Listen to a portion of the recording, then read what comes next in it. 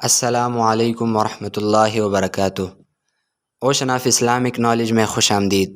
حضرت جابر رضی اللہ عنہ فرماتے ہیں کہ ایک دن حضور صلی اللہ علیہ وسلم مسجد میں تشریف لائے اور فرمایا کہ میرے پاس حضرت جبرائیل علیہ السلام تشریف لائے تھے۔ آپ نے فرمایا کہ یا رسول اللہ، کوئی بھی بندہ اللہ کی رحمت کے بغیر جنت میں داخل نہیں ہو سکتا۔ اس کے بعد جبرائیل علیہ السلام نے بنی اسرائیل کے ایک عابد کا واقعہ سنایا۔ بنی اسرائیل کے ایک عابد نے اپنے شہر سے الگ ہو کر صرف عبادت کے لیے ایک جگہ کا انتخاب کیا اور آبادی سے دور پہاڑیوں میں اپنا ایک ٹھکانہ بنا لیا۔ اس زمانے میں لوگوں کی عمر بھی بہت زیادہ ہوتی تھی۔ وہ عبادت میں لگا رہا، اللہ تعالیٰ نے اپنے فضل سے اس کے کھانے کا انتظام کر دیا۔ پہاڑی میں ایک چشمہ جاری فرما دی اور یہ ہوا کہ انار کا ایک درخت وہاں اگ گیا۔ جب یہ شخص عبادت سے فارغ ہوتا تو درخت سے ایک انار لیتا اور چشمہ سے پانی پی کر پھر عبادت میں لگ جاتا۔ بڑے طویل عرصے تک وہ لگے رہا اور لمبے لمبے سجدے کرتا رہا۔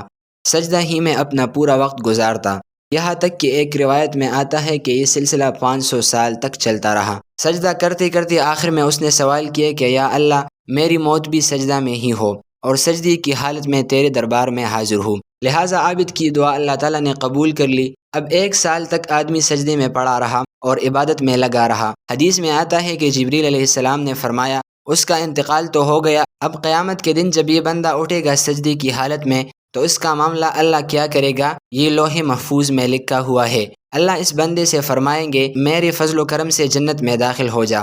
بندہ مخلص ہے مگر یہ بشر کہے گا، اللہ میرے فضل سے مجھے بخشے گا، میری عبادت کا کوئی صلہ نہیں۔ اس کی نظر اس کی عبادت پر گئی، حالانکہ کسی بندہ کو اپنی عبادت اپنی نیکی پر نظر نہیں رکھنی چاہیے۔ عبادت تو کرے مگر یہ سوچے کہ عبادت کا ہو جانا یہ توفیق الہی ہے، اس لیے کہ بغیر توفیق الہی کے کچھ بھی نہیں۔ فرمایا اس بندے کے اس سوال پر کہ میری عبادت کا کیا ہوا؟ اللہ تعالیٰ فرمائے گا، اس بندے کو ذرا جہنم کے کنارے لے جاؤ۔ حدیث میں آتا ہے کہ جہنم کے باب سے اس کا پورا بدن سوکھ جائے گا، پیاس شروع ہو جائے گی، بے انتہا پیاس ہوگی، پیاس سے اس کا حلق سوکھ کر کانٹا ہو جائے گا۔ وہ پانی کے لیے چلائے گا، اب یہاں جنت کی طلب ختم، صرف 1 گلاس پانی مل جائے بس، کسی اور چیز کی ضرورت نہیں، ساری چیزیں ختم۔ فرشتوں سے کہے گا پانی پلاؤ، بس غیب سے پانی پیش کیا جائے گا۔ فرشتہ کہے گا اگر تو یہ پانی پینا چاہتا ہے تو 500 سال کی عبادت دینی ہوگی۔ ہاں لے لو، میرے پاس ہے، پانی دے دو۔ اب وہ 500 سال کی عبادت دے کر پانی حاصل کرے گا۔ اب اس کے پاس کیا رہ گیا؟